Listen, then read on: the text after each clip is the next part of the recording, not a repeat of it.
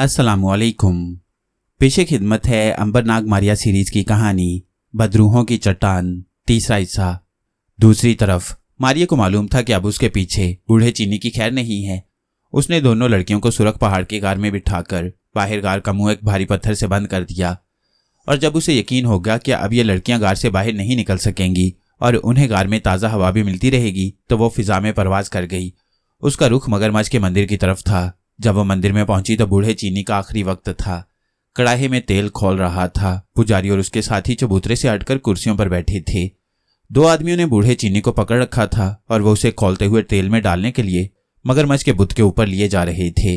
जिस बदनसीब की कुर्बानी देनी होती थी उसे मगरमच्छ के मनहूस बुत के ऊपर से तेल के कड़ाहे में फेंक दिया जाता था। बूढ़े चीनी के चेहरे पर मौत का थोड़ा बहुत खौफ था और इत्मीनान सा भी था। जब उसे मगरमच्छ के बुत के मुंह पर खड़ा कर दिया गया तो बूढ़े ने चिल्लाकर कहा, मुझे खुशी है कि मैं दो बेगुनाह मासूम लड़कियों की जान बचाने में कामयाब हो गया हूं। पुजारी ने बुलंद आवाज में कहा, अगर तुम अब भी बता दो कि दोनों लड़कियां कहाँ हैं तो तुम्हारी जान बच सकती है। बूढ़े चीनी ने फौरन जवाब दिया, मैं अपनी जान पर खेल जाऊंगा मगर लड़कियों के बारे में कुछ नहीं बताऊंगा। पुजारी ने गजबनाक आवाज में कहा, इसे खौलते हुए तेल में डाल दो। दोनों आदमियों ने बूढ़े चीनी को नीचे धक्का दे दिया। नीचे आग पर रखे कड़ाहे में तेल खौल रहा था। बूढ़े चीनी के गिरने की देर थी कि वो जलकर कोयला बन जाता, मगर मारिया उससे बेखबर नहीं थी। जो ही बूढ़ा चीनी नीचे गिरा उसने लपक कर उसे अपने हाथों में ले लिया। बूढ़ा चीनी मारिया के हाथों में आते ही गायब हो गया। उसको गायब होता देखकर सब हक्का बक्का होकर एक दूसरे का मुंह तकने लगे। पुजारी उठ खड़ा हुआ। वो बुखलाया हुआ था। ये कहाँ चला गया? क्या वो जादू जानता था? सब इधर उधर भागे। किसी ने कड़ाहे में झांक कर देखा। बूढ़ा चीनी कहीं भी नहीं था। पुजारी भी अंदर से कुछ खौफजदा सा हो गया था, क्योंकि उसने अपनी आंखों से देखा था कि बूढ़े को ऊपर से नीचे गिराया गया और वो तेल के कड़ाहे तक आते आते दरमियान में ही गायब हो गया था। वो बाहर की तरफ दौड़ा मगर रास्ते में मारिया खड़ी थी। उसने दूसरे हाथ से पत्थर दिल कातिल पुजारी को गर्दन से दबोच लिया और बोली, इतनी बेगुनाह मासूम लड़कियों को खौलते तेल में डालने के बाद तुम लोग कहाँ भाग रहे हो? गैबी औरत की आवाज सुनकर पुजारी पर दहशत तारी हो गई। उससे बोला ना गया। आवाज उसके हलक में फंस कर रह गई। मारिया ने इसी तरह गर्दन से पकड़कर उसे उठाया और तेल के कड़ाहे में फेंक दिया। शू की आवाज के साथ कातिल पुजारी की चीखें बुलंद हुईं और दूसरे ही लम्हे खामोशी छा गई। लोग घबराकर डरकर वहां से भाग गए। मारिया ने मगरमच्छ के बुत को उठाकर जोर से पटक दिया। बुत पाश पाश हो गया। उसके आधे टुकड़े खौलते हुए तेल में गिरे। तेल उछलकर बाहर गिरा। इसके साथ ही कातिल पुजारी की सिमटी सुकड़ी हुई तली हुई पकौड़े जितनी लाश भी बाहर जा गिरी। सच है, जुल्म करने वालों का इंजाम हमेशा खौफनाक होता है। जो दूसरों के लिए गड्ढा खोदता है खुद भी कुएं में गिरता है। मारिया बूढ़े चीनी को कांधे पर बिठाकर सुरख पहाड़ी पर आ गई। उसने बूढ़े चीनी को उतार दिया और कहा, गार के अंदर दोनों लड़कियां बंद हैं। मैंने गार के मुंह पर यह पत्थर रख दिया था। बूढ़े चीनी ने कहा, बेटी तुम्हारी बेपनाह ताकत को मैं मान गया हूं। यह तुम्हारा ही काम था। कोई दूसरा होता तो मैं इस वक्त जलकर कोयला हो गया होता। फिर गार की तरफ देखा और कहने लगा, तुमने अच्छा किया जो ये भारी पत्थर गार के मुंह के आगे रख दिया, मगर फिर भी अंदर जाकर तसल्ली कर रहो कि दोनों लड़कियां गार में ही हैं। मारिया गार के अंदर चली गई। दोनों लड़कियां मगरमच्छों की तरह जमीन पर लेटी हुई थीं और उनके मुंह खुले हुए थे। उसने बाहर आकर बूढ़े चीनी को बताया कि दोनों लड़कियां अंदर ही हैं। तब मारिया ने बूढ़े चीनी से पूछा, बाबा मेरे अंदर खुदा ने बड़ी ताकत रखी है मगर मैं जादू का मुकाबला नहीं कर सकती। इन दोनों पर किया गया जादू कैसे टूट सकता है? इस पर बूढ़ा चीनी एक पल के लिए चुप हो गया। फिर उसने चेहरा उठाया और बोला, यहाँ से दूर जहाँ मुल्क चीन की सरहद खत्म होती है वहाँ मीठे पानी की एक बहुत बड़ी झील है जो आगे जाकर जापान के समुद्र में जा गिरती है। उस झील के वस्त में एक बहुत बड़ी स्याह चट्टान पानी से बाहर निकली हुई है। इस चट्टान को मौत की चट्टान भी कहा जाता है, क्योंकि इस चट्टान के ऊपर से अगर कोई परिंदा भी गुजरे तो वो तड़पकर चट्टान पर गिरता है और पाश पाश हो जाता है। अगर कोई इंसान इस चट्टान के करीब चला जाए तो चट्टान उसे अपनी तरफ खींच लेती है। वो बदकिस्मत इंसान इतनी जोर से चट्टान के साथ टकराता है कि उसके जिस्म के चीथड़े उड़ जाते हैं। चट्टान के अंदर एक तारीक गार है। उस गार में से हजारों कीड़े मकोड़े निकलकर इंसानी जिस्म को चिमट जाते हैं और एक पल में उसे चट कर जाते हैं। जब कभी रात को जबरदस्त तूफान आता है, मूसलाधार बारिश होती है और बिजली कड़कती है, बादल गरजते हैं, तो कहते हैं कि झील से निकलकर एक काला मगरमच्छ उस गार में आता है और देर तक गार की दीवार से अपना जिस्म रगड़ता रहता है। इस वक्त उसके जिस्म से काला पत्थर जैसा टुकड़ा अलग होकर गिर पड़ता है। अगर कोई उस काले पत्थर के टुकड़े को वहां से उठा लाए और उसे पानी में डालकर दोनों लड़कियों को पिला दिया जाए तो उनका जादू टूट जाएगा और उनकी याददाश्त वापस आ जाएगी। मगर ये काम इतना मुश्किल और दुश्वार है कि हम में से कोई भी नहीं कर सकता। मारिया ने गौर से बूढ़े चीनी की सारी बात सुनी, फिर बोली, मगर बाबा क्या मैं भी गार में दाखिल नहीं हो सकती? मैं तो गायब हूं, मेरा तो कोई जिस्म नहीं है। बूढ़े चीनी ने कहा, बेटी मुझे शक है कि कहीं तुम भी किसी मुसीबत में गिरफ्तार ना हो जाओ, क्योंकि स्याह मौत की चट्टान में से जादू की शुआएं निकलती हैं जो जिस्म और रूह दोनों को जकड़ लेती हैं। हमारे बुजुर्ग कहा करते थे कि उस चट्टान के करीब से गुजरती हुई कई बदरूहें चट्टान से टकराकर वहीं चिपक गईं। ये बदरूहें मौत की चट्टान के करीब से गुजर रही थी कि मौत की चट्टान ने उन्हें अपनी तरफ इतनी जोर से खींच लिया कि वो वहीं चट्टान के साथ चिपक कर रह गईं, और कहते हैं कि आज तक उसी चट्टान से चिपकी हुई हैं। इसलिए उस चट्टान को बदरूहों की चट्टान भी कहा जाता है। अब तुम खुद ही फैसला करो कि क्या तुम ये खतरा मोल ले सकोगी। मारिया ने कहा, मगर बाबा ये इन दोनों मासूम लड़कियों की जिंदगी का मसला है, हम इन्हें इस हालत में भी नहीं छोड़ सकते। ये तो ना जिंदा है ना मुर्दा, इन पर किए गए जादू को खत्म करके इनकी सेहतमंद जिंदगी को वापस लाना हमारा फर्ज है। बूढ़ा चीनी चुप रहा। मारिया बोली, ख्वाह कुछ हो जाए, मैं मगरमच्छ की खाल से निकला हुआ काले पत्थर का काला टुकड़ा जरूर लाऊंगी। मैं बदरूहों की चट्टान के गार में जरूर जाऊंगी। बूढ़े चीनी ने कहा, बेटी ये इतना नेक काम है कि तुम्हारी अपनी जिंदगी का खतरा होते हुए भी मैं तुम्हारी राह नहीं रोकूंगा। मेरी दुआएं तुम्हारे साथ होंगी। मैं इतना बूढ़ा हो गया हूं कि तुम्हारा साथ नहीं दे सकता, मगर मैं झील तक जरूर तुम्हारे हमरा जाऊंगा। तुम कब जाना चाहती हो? मारिया बोली, मैं चाहती हूं कि आज ही हम झील की तरफ रवाना हो जाएं, क्योंकि हो सकता है बारिश के तूफान के लिए हमें कुछ रोज वहां भी इंतजार करना पड़े। बूढ़े चीनी ने कहा, तो फिर दोनों दुल्हनों को गार में जाकर देखो कि वो ठीक हैं, और गार के अंदर उनके लिए फल वगैरह इतने रख दो कि उन्हें 1 महीने के लिए काफी हो। पानी गार के अंदर टपकता रहता है, वो पानी आसानी से पी सकेंगी। मारिया ने उसी वक्त जंगल में जाकर बहुत से फल इकट्ठे किए और उन्हें लेकर गार के अंदर चली गई। उसने देखा कि दोनों लड़कियां मगरमच्छों की तरह जमीन पर लेटी हुई थीं। मारिया ने उनके आगे फलों के ढेर लगा दिए, जिनको देखकर वो उन पर जानवरों की तरह टूट पड़ी। वो मारिया को नहीं देख सकती थी। मारिया बाहर आ गई। बूढ़ा चीनी गार के बाहर बैठा था। मारिया ने उसे बताया कि दोनों लड़कियां ठीक हैं, मगर मगरमच्छों की तरह जमीन पर पड़ी हैं। बूढ़ा चीनी बोला, जब तक इनको गार के काले मगरमच्छ की खाल के टुकड़े को पानी में डालकर नहीं पिलाया जाता, इनकी हालत ऐसी ही रहेगी। ये अपने आप को मगरमच्छ की दासियां समझती रहेंगी और कुछ वक्त गुजर जाने के बाद ये मगरमच्छ बन जाएंगी। मारिया इस ख्याल से ही कांप गई कि 2 खूबसूरत मासूम लड़कियां मगरमच्छ बन जाएंगी। उसने बूढ़े चीनी से कहा, बाबा मैं इसी वक्त बदरूह चट्टान वाली झील की तरफ जाना चाहती हूँ। चीनी बोला, मुझे क्या एतराज हो सकता है मारिया बेटी, मैं तो तैयार बैठा हूँ। मुझे कांधे पर बिठाओ और ले चलो। मारिया ने ऐसा ही किया। थोड़ी देर बाद वो मुल्क चीन की सरहद की तरफ उड़ी जा रही थी और बूढ़ा चीनी गैबी हालत में उसके कांधे से चिपका हुआ था। मारिया की रफ्तार काफी तेज थी। फिर भी चीन एक बहुत बड़ा मुल्क है और उसकी सरहद बहुत दूर थी। सारा दिन वो आसमान पर उड़ती रही। सूरज डूब रहा था कि बूढ़े चीनी ने मारिया से कहा, चीन की सरहद खत्म हो रही है, वो देखो दूर झील नजर आ रही है। मारिया नीचे आ गई। उसने देखा कि काफी नीचे एक जगह समुद्र के किनारे पहाड़ियों में गोल झील फैली हुई थी।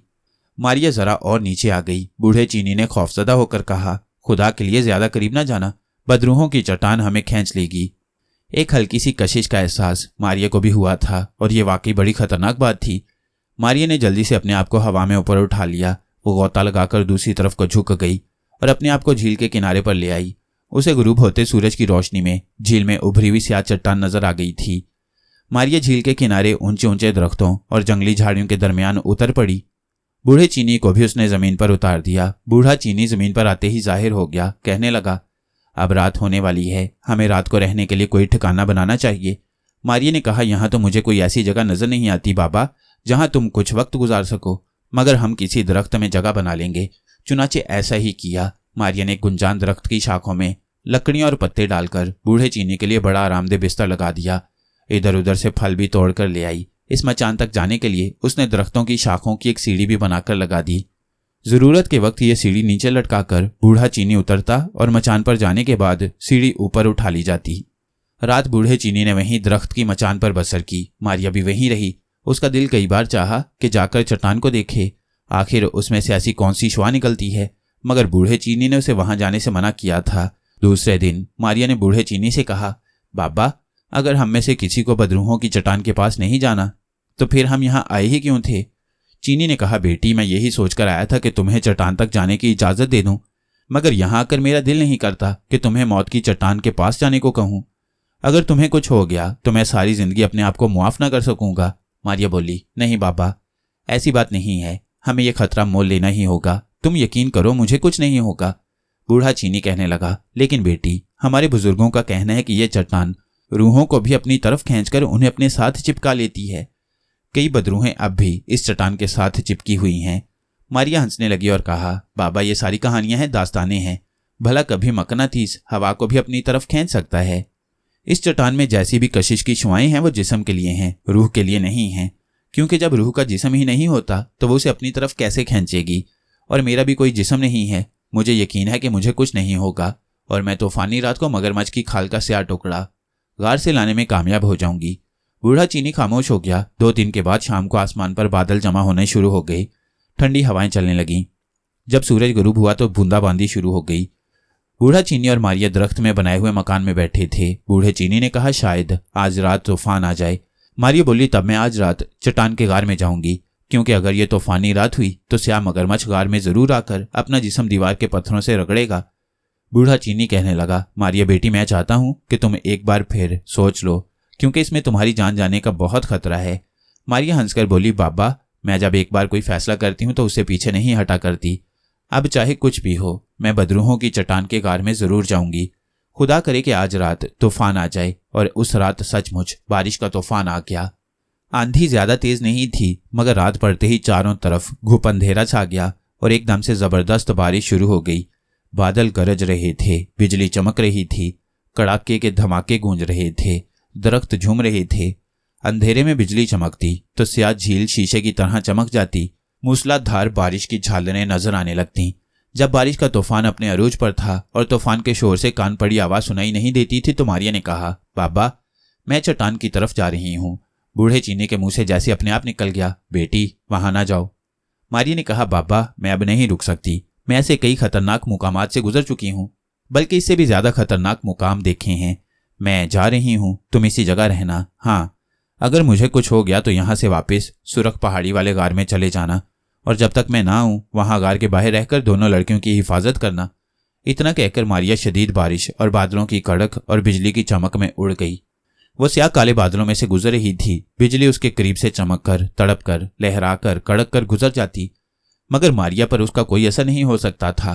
वो बादलों में से निकलकर स्याह झील के ऊपर आ गई। उसे अंधेरे में दूर नीचे काली बदरूहों की चट्टान नजर आ रही थी। मारिया उसके ऊपर उतरने की बजाय उसके पहलू की तरफ हो गई। उसने चट्टान से काफी दूर रहते हुए उसके इर्द गिर्द दायरे की शक्ल में चक्कर लगाने शुरू कर दिए। वो चट्टान के करीब अभी नहीं जाना चाहती थी। उसे तूफानी बारिश में झील के अंदर से काले मगरमच्छ के निकलने का इंतजार था। बारिश बड़ी तेज हो रही थी। बादल यूं गरज रहे थे जैसे अभी फट पड़ेंगे। बिजली रह रहकर चमक कर झील को रोशन कर रही थी। मारिया झील के ऊपर चट्टान से दूर होकर फिजा में खड़ी हो गई। उसकी निगाहें नीचे झील की सतह पर लगी थीं। बारिश और हवा की वजह से झील की सतह पर लहरें उभर रही थीं और एक दूसरे से टकरा रही थीं। अचानक मारिया ने देखा कि झील की लहरों में से कोई काली शय बाहर सर निकालकर चट्टान की तरफ बढ़ रही है। मारिया नीचे आ गई। ये काला मगरमच्छ था। काला मगरमच्छ मुंह खोले, दांत निकाले, झील की लहरों को काटता हुआ चट्टान की तरफ बढ़ रहा था। मारिया के दिल में हलचल मच गई। मगरमच्छ थोड़ी देर में चट्टान के गार में जाकर अपना जिस्म गार की दीवार के पत्थरों से रगड़ेगा और उसके जिस्म की खाल का एक टुकड़ा अलग होकर नीचे गिरेगा। इसी काले टुकड़े में माशान की बहन मागी और दूसरी चीनी लड़की के जादू का तोड़ छुपा हुआ है। वो इसे हर कीमत पर हासिल करेगी। मारिया का दिल बेताब था। वह मगरमच्छ के साथ साथ चट्टान की तरफ बढ़ने लगी। मगरमच्छ तेजी से बढ़ता हुआ चट्टान पर चढ़ गया। उस पर चट्टान की हलाकत वाली शुआओं का कोई असर नहीं हुआ था। इससे भी मारिया को कुछ हौसला हुआ। उसको यकीन था कि उस पर भी बदरूहों की चट्टान की शुआओं का कोई असर नहीं होगा। मगरमच्छ चट्टान के गार में दाखिल हो गया। बिजली चमकी, बादल जोर से कड़का। मारिया ने बिजली की रोशनी में मगरमच्छ को गार के अंदर दीवार के साथ अपने जिस्म को रगड़ते देखा तो वो बेचैन हो गई। उसने आहिस्ता आहिस्ता चट्टान के गार की तरफ बढ़ना शुरू कर दिया। जो ही वो एक खास हद पर पहुंची, उसके जिस्म को झटका लगा, जैसे किसी ने उसे अपनी तरफ जोर से खींचा हो। मारिया तेजी से नीचे को गोता लगा गई। वो तेजी से झील से बाहर आ गई। उसने मगरमच्छ को गार से निकलकर झील में छलांग लगाते देखा तो समझ गई कि मगरमच्छ गार में अपनी जिस्म की खाल का टुकड़ा फेंककर वापस झील में जा रहा है। मारिया एक बार फिर फिजा में बुलंद हो गई। वो काफी ऊपर चली गई। बादलों के दरमियान में आकर मारिया ने नीचे को गोता लगाया और चट्टान के पहलू से होकर तेजी से गुजर गई, मगर वो अभी तक बदरूहों की चट्टान की कशिश की हद से दूर थी। मारिया आगे जाकर वापस मुड़ी और चट्टान की तरफ तेजी से बढ़ी। वह झील की सतह के बिल्कुल साथ लगकर चट्टान के गार की तरफ जा रही थी। उसका ख्याल था कि शायद चट्टान के नीचे झील की सतह पर चट्टान की खतरनाक शुआएं नहीं होंगी, मगर यह उसकी भूल थी। यहां भी चट्टान की जबरदस्त शुआएं पड़ रही थीं। जो ही मारिया ने एक हद पार की तो वह चट्टान की शुआओं की जद में आ गई। उसको जैसे किसी ने ऊपर उछाला, फिर नीचे गिराया और इसके बाद उसे खींचना शुरू कर दिया। मारिया समझ गई कि चट्टान उसे खींच रही है। मारिया ने अपना पूरा जोर लगाकर ऊपर को गोता लगाना चाहा, मगर वो ऐसा न कर सकी। उसने नीचे गोता लगाया और अपने आप को झील के पानी में गिराने की सरतोड़ कोशिश की, मगर वो इसमें भी नाकाम रही। चट्टान की कशिश की रफ्तार एकदम से तेज हो गई और मारिया एक झपाके के साथ बड़े जोर से बदरूहों की चट्टान के साथ टकरा गई। मारिया को यकीन था कि जब वो इतनी जोर के साथ चट्टान से टकराएगी तो जरूर इस दबाव की वजह से ऊपर को उछलेगी। जो ही वो ऊपर को उछलेगी वो फिजा में बुलंद हो जाएगी, मगर ऐसा ना हुआ। चट्टान से टकराते ही मारिया चट्टान के साथ चिपक गई। उसने अपने आप को चट्टान से अलग करने की कोशिश की तो वो और ज्यादा शिद्दत से चट्टान की पथरीली सतह से चिपकती चली गई। मारिया अभी इस मुसीबत से संभलने ना पाई थी कि एक और मुसीबत नाजिल हो गई। मारिया चट्टान से टकराई तो उसे एक भयानक और मकरू आवाज सुनाई दी। फिर उसे ऐसा महसूस हुआ जैसे उसके कंधे भारी हो रही हैं। वही भयानक मकरू आवाज फिर सुनाई दी। ये आवाज ऐसी थी जैसे कोई शख्स शदीद तकलीफ में अचानक बिलबिला उठा हो और फिर आहिस्ता आहिस्ता कराह कर चुप हो गया हो। मारिया ने ऐसी रोंगटे खड़े कर देने वाली आवाज पहले शायद कभी ना सुनी थी। उसके कंधों पर बोझ बढ़ रहा था। मारिया ने चीख कर बोलना चाहा, मगर उसकी आवाज बड़ी कमजोर सी होकर उसके मुंह से निकली। उसने कहा, तुम कौन हो? पीछे हट जाओ, परे हट जाओ। इसके जवाब में वही मकरू आवाज बुलंद हुई, नहीं छोड़ूंगा, नहीं छोड़ूंगा। इसके साथ ही फिर वैसी ही शदीद अजियत वाली चीख बुलंद हुई और एक तकलीफदेह कराह के बाद वह चुप हो गई। मारिया की आवाज भी कमजोर पड़ने लगी। उसका गला जैसे बैठ गया। वो अब आवाज के साथ नहीं बोल सकती थी। उसके हलक से खड़खड़ाहट जैसी आवाज निकल रही थी। वो कह रही थी, मुझे छोड़ दो, तुम कौन हो, कौन हो? मकरू आवाज ने गुर्राते हुए कहा, मैं झींगू हूं, शमशान की बदरू झींगू हूं। मैं तुम्हें नहीं छोड़ूंगा। तेरी बदरू मेरी बदरू में गुम हो गई है। झींगू बदरू की फिर चीख बुलंद हुई। मारिया ने अपने जहन का जायजा लिया। अभी तक उसे याद था कि वो मारिया है और माँ शान की बहन मागी का सुराग लगाने सराय से निकली थी कि बूढ़े चीनी के साथ यहां आकर इस चट्टान के साथ चिपक कर रह गई। अब उसे याद आया कि बूढ़े चीनी ने ठीक कहा था कि चट्टान के साथ बदरूहें भी चिपकी हुई हैं। ये भी कोई चिपकी हुई बदरू थी जो मारिया से चिमट गई थी, मगर वो इससे क्यों चिमटी थी? मारिया के पास इसका जवाब नहीं था। उसे महसूस होने लगा कि उसका जहन आहिस्ता आहिस्ता सो रहा है। उसके कंधों पर बोझ वैसे का वैसा ही था। मारिया की आवाज बंद हो गई थी। सिर्फ सरगोशी में ही बात कर सकती थी। इसके जवाब में जब झींगू की बदरू बोलती तो मारिया को महसूस होता कि वो उसके अंदर से बोल रहा है। इसका मतलब था कि ये बदरू सचमुच उसके जिस्म में दाखिल हो गई थी। मारिया ने सरगोशी जैसी आवाज में झींगू बदरू से कहा, जब तुम भी मेरी तरह चट्टान से चिपके हुए हो तो मेरे कंधे पर क्यों सवार हुए हो? झींगू बदरू बोली, हूं, तुम्हारी वजह से मुझे इस मौत की मनहूस चट्टान से निजात मिल रही है। ही, हा। मैं अब यहां से आजाद हो जाऊंगा। चट्टान के जादू का असर अब मुझ पर नहीं रहेगा, मगर मैं तुम्हारी रूह में घुसकर तुम्हें साथ लेकर जाऊंगा। और झींगू बदरू ने एक और मकरू कहकहा लगाया। इस बार उसके कहके में अजियत और तकलीफ की बजाय खुशी और फतह की झलक थी। मारिया समझ गई कि अभी तक वो इस बदरू के कब्जे में आ चुकी है और फिलहाल उसका इस बदरू के चुंगल से निकलना तकरीबन नामुमकिन है। अभी मारिया के होशो हवास और याददाश्त भी कायम थी। उसने सोचा कि क्यों ना बदरू से मदद लेने की कोशिश की जाए। मारिया ने सरगोशी में कहा, मैं तुम्हारी मिन्नत करती हूँ, एक काम मुझे कर लेने दो, फिर तुम जो कहोगे मैं वही करूंगी। झींगू बदरू ने गुर्राते हुए कहा, बोलो, तुम क्या चाहती हो? मारिया ने उसे बताया कि वो इस चट्टान के गार में मगरमच्छ की खाल का एक छोटा सा काला टुकड़ा पड़ा है। मैं वो टुकड़ा झील के पार दरख्त पर बैठे बूढ़े चीनी को दे देना चाहती हूँ। बस इतना सा काम है। झींगू बदरू ने कहा, मैं खुद ये काम करता हूँ, तुम तो मेरे कब्जे में हो, तुम कुछ नहीं कर सकती, मगर तुम्हारी खातिर मैं ये काम कर दूंगा। इसके साथ ही मारिया ने महसूस किया कि वो चट्टान से अलग हो गई है, मगर अलग होते ही उसे महसूस हुआ कि वो पहले से बोझल और भारी हो गई है।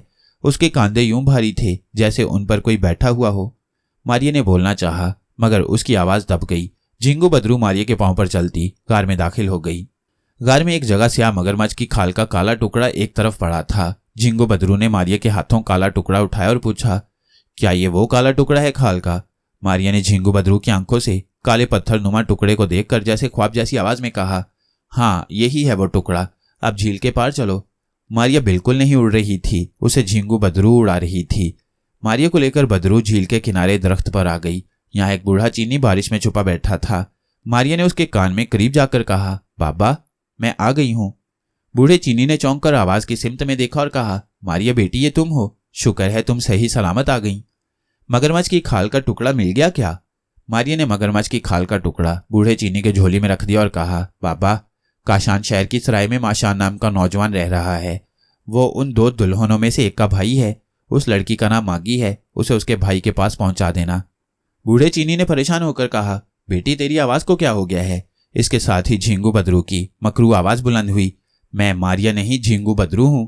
और झिंगू बदरू कह कहा लगाती हुई मारिया को लेकर बारिश में भीगते दरख्त से उड़ गई। बूढ़ा चीनी अपना सर थाम कर रह गया। वो समझ गया कि मारिया को चट्टान की बदरूहों में से कोई बदरू चिमट गई है और अब ये बदरू जो चाहेगी उससे करवाएगी, जहां चाहेगी उसे लिए लिए फिरेगी।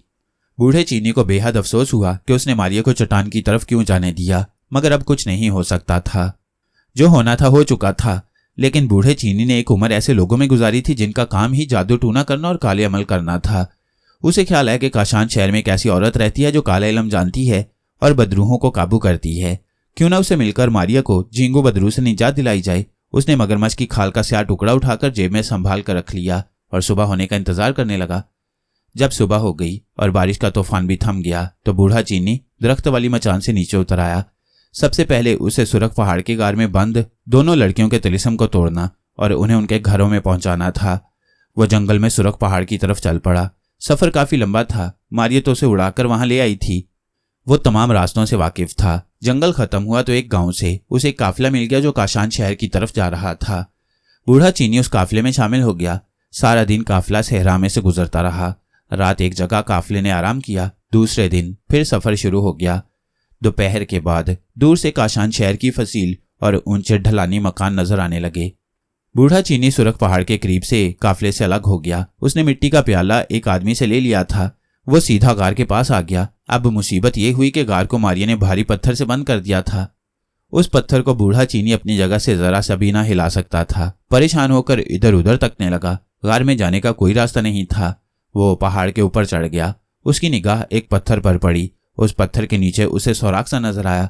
बूढ़े चीनी ने उस पत्थर को हटाया तो नीचे एक सुराख था। वो जल्दी जल्दी दूसरे पत्थरों को हटाने लगा। थोड़ी देर बाद वहां एक सीढ़ी निकल आई जो पत्थरों को काटकर बनाई गई थी। बूढ़ा सीढ़ी के जरिए नीचे उतरकर गार में आ गया। उसने देखा कि दोनों लड़कियां उसी तरह जमीन पर मगरमच्छ की तरह लेटी हुई थीं। बूढ़े चीनी को देखकर वो बोल पड़ी, हमें मगरमच्छ देवता पर कुर्बान कर दो। बूढ़े चीनी ने कहा, मगर देवता तो चला गया है। इसके साथ ही बूढ़े चीनी ने मगरमच्छ का काला टुकड़ा प्याले के पानी में डाला और प्याले से दोनों लड़कियों को एक एक घूंट पानी पिला दिया। दोनों लड़कियां बूढ़े चीनी की तरफ तकने लगीं।